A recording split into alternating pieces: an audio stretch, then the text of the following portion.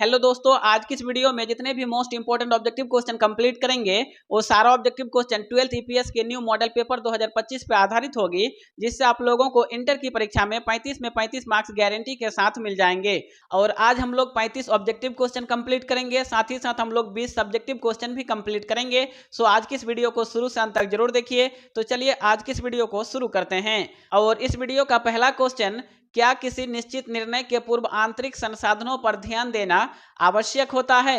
It is necessary to give due consideration on internal research before initiating a particular decision. क्या किसी निश्चित निर्णय के पूर्व आंतरिक संसाधनों पर ध्यान देना आवश्यक होता है? तो एक का सही आंसर हो जाएगा ऑप्शन ए, हाँ जरूरी है। एस इट इज नेसेसरी, यानी हाँ जरूरी होता है। तो एक का जो सही आंसर है ना वो ऑप्शन ए होगा।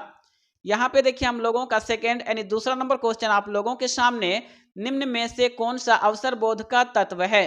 Which of the following is element of sensing the opportunities?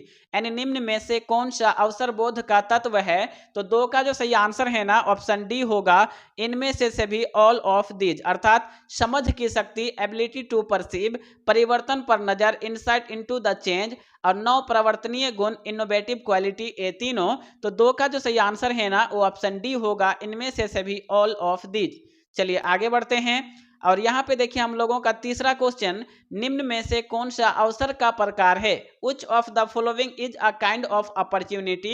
यानी निम्न में से कौन सा अवसर का प्रकार है? तो तीन का सही आंसर हो जाएगा ऑप्शन बी, निर्मित अवसर, यानी क्रिएटेड अपॉर्चुनिटी। अवसर कितने प्रकार के होते हैं? तो अवसर दो प्रकार के होते हैं, एक पर्यावरण में विद्यमान अवसर और दूसरा है निर्मित अवसर। तो तीन का सही आंसर हो जाएगा ऑप्शन बी, निर्मित अवसर यानी क्रिएटेड अपॉर्चुनिटी।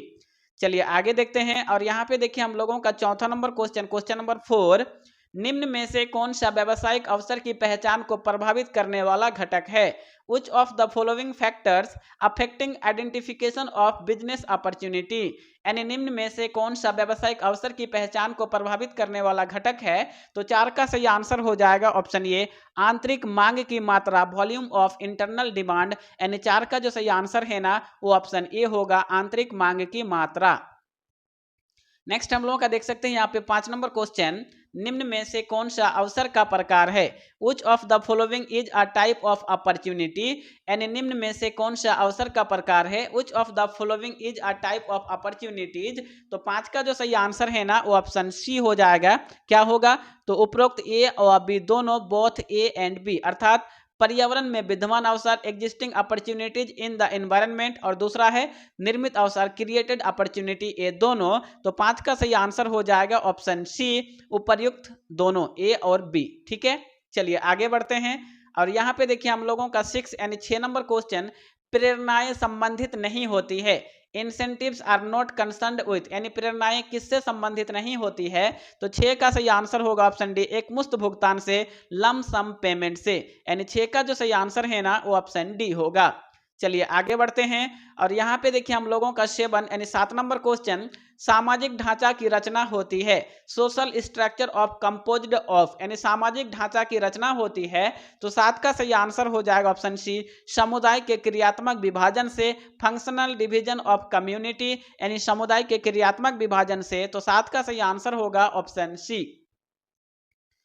नेक्स्ट हम लोगों का देखिए यहाँ पे 8 नंबर क्वेश्चन, क्वेश्चन नंबर 8, ज्ञान अर्जन प्रक्रिया में शामिल होते हैं, learning process involves, learning process involves, यानी ज्ञान अर्जन प्रक्रिया में शामिल होते हैं। तो 8 का सही आंसर हो जाएगा ऑप्शन डी, संचालन, मनोभाव एवं अनुक्रिया, ड्राइव, क्यू एंड रिस्पॉन्स, ये तीनों। तो 8 का जो सही आंसर है ना वो ऑप्शन डी होगा। चलिए आगे देखते हैं। और यहाँ पे देखिए हम लोगों का 9 नंबर क्वेश्चन, आर्थिक सहायता है सब्सिडी इज, आर्थिक सहायता है सब्सिडी इज। तो 9 का सही आंसर हो जाएगा ऑप्शन सी, पुनः भुगतान यानी रीपेमेंट। याद रखिएगा कि आर्थिक सहायता क्या है? तो आर्थिक सहायता है पुनः भुगतान यानी रीपेमेंट। तो 9 का जो सही आंसर है ना वो ऑप्शन सी होगा। नेक्स्ट हम लोगों का देख सकते हैं यहाँ पे 10 नंबर क्वेश्चन, क्वेश्चन नंबर 10, सामाजिक व्यवहार संबंधित नहीं होती है, society behaviour is not concerned with, यानी सामाजिक व्यवहार किससे संबंधित नहीं होता है। तो 10 का सही आंसर हो जाएगा ऑप्शन डी, लाभ अर्जन प्रक्रिया से, प्रॉफिट अर्निंग प्रोसेस से। तो 10 का सही आंसर हो जाएगा ऑप्शन डी, लाभ अर्जन प्रक्रिया। चलिए आगे बढ़ते हैं और यहाँ पे देखिए हम लोगों का 11 नंबर क्वेश्चन नंबर 11, निम्न में से किससे पर्यावरण अथवा वातावरण का महत्व है। Which of the following is important for environment?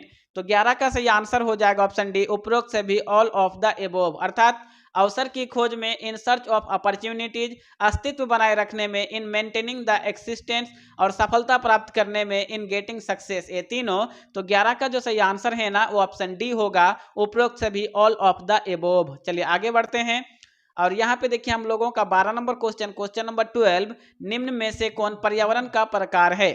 Which of the following is a type of environment, यानी निम्न में से कौन पर्यावरण का प्रकार है।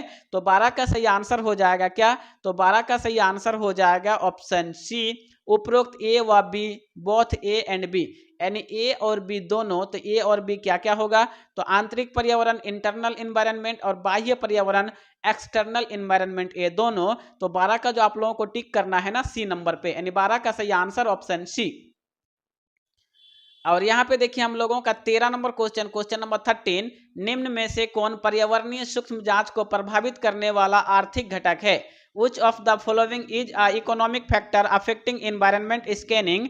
तो 13 का सही आंसर हो जाएगा ऑप्शन डी, उपरोक्त सभी ऑल ऑफ द एबोव, अर्थात आर्थिक विकास का स्तर, स्टेज ऑफ इकोनॉमिक डेवलपमेंट, आर्थिक नीतियां, इकोनॉमिक पॉलिसीज, बाजार की स्थिति, मार्केट सिचुएशन, ये तीनों। तो 13 का जो सही आंसर है ना वो ऑप्शन डी होगा, यानी उपरोक्त सभी ऑल ऑफ द एबोव, यानी आप लोगों को डी नंबर पे टिक कर देना है। नेक्स्ट हम लोगों का देख सकते हैं यहाँ पे 14 यानी 14 नंबर क्वेश्चन, आर्थिक नीतियां निर्धारित करती है, इकोनॉमिक पॉलिसीज डिटरमाइन द, यानी आर्थिक नीतियां क्या निर्धारित करती है। तो 14 का सही आंसर हो जाएगा ऑप्शन सी, व्यवसाय की दिशा एवं मात्रा, direction and volume of business, यानी 14 का सही आंसर होगा ऑप्शन सी। नेक्स्ट हम लोगों का देखिए यहाँ पे 15 यानी 15 नंबर क्वेश्चन, बाह्य वातावरण जो शक्तियों से निर्मित है का सामान्य प्रभाव होता है। External environment which is composed of forces that have a general influence on. तो 15 का सही आंसर हो जाएगा ऑप्शन ए, उपक्रम व्यवहार, यानी इंटरप्राइजेज बिहेवियर। तो 15 का सही आंसर हो जाएगा ऑप्शन ए, ठीक है ना, उपक्रम व्यवहार। चलिए आगे बढ़ते हैं और यहाँ पे देखिए हम लोगों का 16 यानी 16 नंबर क्वेश्चन, बाजार की मांग को निम्न में से क्या कहते हैं। Market demand is also known as, यानी बाजार की मांग को निम्न में से क्या कहते हैं। तो 16 का सही आंसर हो जाएगा ऑप्शन ए, मांग की भविष्यवाणी, डिमांड फोरकास्टिंग, यानी सही आंसर होगा ऑप्शन ए। नेक्स्ट हम लोगों का देख सकते हैं यहाँ पे 17 यानी 17 नंबर क्वेश्चन आप लोगों के सामने, ठीक है। क्वेश्चन नंबर 17, कंपनी का विपणन वातावरण उन सब घटकों और शक्तियों से होता है जिनका विपणन प्रबंध की क्षमता को विकसित करने तथा वांछित उपभोक्ताओं को सफलतापूर्वक विपणन क्रियाओं को करने से होता है। यह कथन किसका है। A company's market environment consist of the factors and forces outside marketing that affect marketing management's ability to develop and maintain successful transaction with its target customers। who said this। यह कथन किसका है। तो इस 17 का जो सही आंसर है ना क्या होगा, तो 17 का सही आंसर हो जाएगा ऑप्शन बी, कोटलर एवं आर्मस्ट्रॉन्ग का, कोटलर एंड आर्मस्ट्रॉन्ग। तो आप लोगों का 17 का सही आंसर होगा क्या, तो सही आंसर हो जाएगा ऑप्शन बी। चलिए आगे बढ़ते हैं, हम लोगों का 18 यानी 18 नंबर क्वेश्चन, निम्न में से कौन सा घटक बाजार मूल्यांकन पर प्रभाव डालता है। Which of the following factors affecting market assessment। तो 18 का सही आंसर हो जाएगा ऑप्शन ए, सूक्ष्म वातावरण यानी मैक्रो एनवायरनमेंट। तो सही आंसर हो जाएगा ऑप्शन ए। नेक्स्ट हम लोगों का देख सकते हैं यहाँ पे 19 नंबर क्वेश्चन नंबर 19, निम्न में से कौन मांग पूर्व अनुमान में सम्मिलित कारक है। Which of the following is a factor involved in demand forecasting। यानी निम्न में से कौन मांग पूर्व अनुमान में सम्मिलित कारक हैं। तो 19 का जो सही आंसर है ना ऑप्शन डी होगा, उपरोक्त सभी ऑल ऑफ द एबोव, अर्थात पूर्व अनुमान की लंबाई, लेंथ ऑफ फोरकास्टिंग, पूर्व अनुमान के स्तर, लेवल्स ऑफ फोरकास्टिंग, उत्पादन का वर्गीकरण, क्लासिफिकेशन ऑफ प्रोडक्ट। तो 19 का जो सही आंसर है ना वो ऑप्शन डी होगा। चलिए आगे बढ़ते हैं। नेक्स्ट हम लोगों का देखिए यहाँ पे 20 नंबर क्वेश्चन, निम्न में से कौन मांग पूर्वानुमान की विधि नहीं है। निम्न में से कौन मांग पूर्व अनुमान की विधि नहीं है। Which of the following is not a method of demand forecasting। तो 20 का सही आंसर हो जाएगा ऑप्शन डी, उत्पाद विधि, प्रोडक्शन मेथड, यानी 20 का जो सही आंसर है ना वो ऑप्शन डी होगा। चलिए आगे बढ़ते हैं और यहाँ पे देखिए हम लोगों का 21 नंबर क्वेश्चन, बाजार मूल्यांकन को कौन सा तत्व प्रभावित नहीं करता है? Which element does not affect market assessment? तो 21 का जो सही आंसर है ना ऑप्शन ए होगा मांग अर्थात डिमांड, यानी सही आंसर हो जाएगा ऑप्शन ए। नेक्स्ट हम लोगों का देखिए यहाँ पे 22 नंबर क्वेश्चन, क्वेश्चन नंबर 22, बाजार मूल्यांकन के लिए निम्नलिखित बातें आवश्यक है। Following things are necessary for market assessment. तो 22 का सही आंसर हो जाएगा ऑप्शन डी, उपर्युक्त सभी, ऑल ऑफ द एबोव, अर्थात पूर्ति यानी सप्लाई, मांग यानी डिमांड, प्रतिस्पर्धा की प्रकृति, नेचर ऑफ कंपटीशन, ये तीनों। तो 22 का जो सही आंसर है ना वो ऑप्शन डी होगा, उपर्युक्त सभी, ऑल ऑफ द एबोव। चलिए आगे बढ़ते हैं और यहाँ पे देखिए हम लोगों का 23 यानी 23 नंबर क्वेश्चन, निम्न में से किसका उत्पाद या सेवा का चुनाव करते समय ध्यान रखना जरूरी है? Which of the following factors to be considered while selecting a product or service? तो 23 का सही आंसर हो जाएगा ऑप्शन डी, उपरोक्त सभी, ऑल ऑफ द एबोव, अर्थात प्रतियोगिता यानी कंपटीशन, उत्पादन लागत यानी कॉस्ट ऑफ प्रोडक्शन, लाभ की संभावना अर्थात प्रॉफिट पॉसिबिलिटी, ये तीनों। तो 23 का जो सही आंसर है ना वो ऑप्शन डी होगा, उपरोक्त सभी, ऑल ऑफ द एबोव। चलिए आगे बढ़ते हैं और यहाँ पे देखिए हम लोगों का 24 नंबर क्वेश्चन, निम्न में से किसका उत्पाद या सेवा का चुनाव करते समय ध्यान रखना जरूरी नहीं है? Which of the following is not to be considered while selecting a product or service? तो चलिए आगे देखते हैं। तो इस 24 का जो सही आंसर है ना वो क्या होगा? तो सही आंसर होगा ऑप्शन डी, उत्पाद नियोजन यानी प्रोडक्ट प्लानिंग। तो 24 का सही आंसर हो जाएगा ऑप्शन डी, यानी आप लोगों को डी नंबर पे टिक कर देना है। चलिए आगे बढ़ते हैं और यहाँ पे देखिए हम लोगों का 25 नंबर क्वेश्चन, निम्न में से कौन नए उद्यम की शुरुआत के लिए प्रारंभिक पूर्व अवस्था में शामिल नहीं है? Which of the following is not include is pre-startup stage while starting of a new venture? तो 25 का जो सही आंसर है ना ऑप्शन डी होगा, प्रारंभिक वृद्धि अवस्था, अर्ली ग्रोथ स्टेज, यानी 25 का सही आंसर होगा ऑप्शन डी। नेक्स्ट हम लोगों का देखिए यहाँ पे 26 नंबर क्वेश्चन, क्वेश्चन नंबर 26, निम्न में से कौन नए उद्यम की शुरुआत की अवस्था नहीं है? Which of the following is not a stage of starting of a new venture? यानी निम्न में से कौन नए उद्यम की शुरुआत की अवस्था नहीं है?